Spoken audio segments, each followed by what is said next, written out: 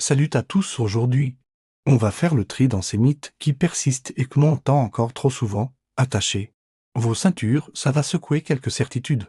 Commençons par ce fameux on n'utilise que 10% de notre cerveau. Alors là, désolé de briser le mythe, mais c'est complètement faux. Les neurosciences modernes nous montrent qu'on utilise pratiquement toutes les zones de notre cerveau. Simplement pas toutes en même temps.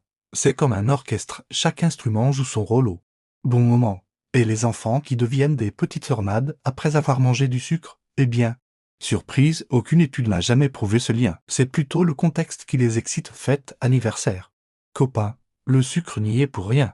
Parlons de cette histoire des 2 litres d'eau par jour. En réalité, c'est beaucoup plus nuancé. Votre besoin en eau dépend de plein de facteurs, votre activité, le climat, ce que vous mangez. Et oui, les aliments contiennent déjà beaucoup d'eau. Le meilleur conseil, écoutez votre soif.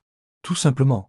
Vous avez déjà entendu que les cheveux et les ongles continuent de pousser après la mort ou encore un mythe, c'est juste la peau qui se déshydrate et se rétracte, donnant cette impression. Sans circulation sanguine, rien ne pousse, point final. Le stress, ce grand méchant loup, pas si simple. Un stress ponctuel peut même être bénéfique, nous rendant plus performants. C'est le stress chronique qui pose problème.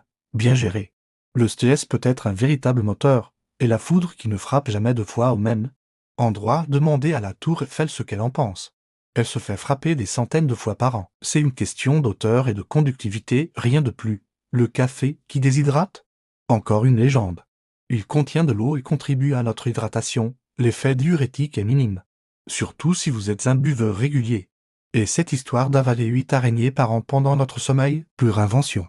Les araignées ne sont pas suicidaires au point de s'aventurer dans une bouche qui bouge et qui respire. Les vaccins et l'autisme? Un mythe dangereux basé sur une étude totalement discréditée. Des millions d'analyses montent. Confirmé, aucun lien entre les deux. Et pour finir en beauté, non.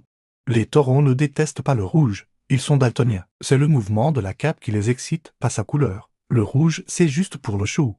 Si cette vidéo vous a plu et que vous voulez continuer à démêler le vrai du faux, abonnez-vous à la chaîne et activez la cloche.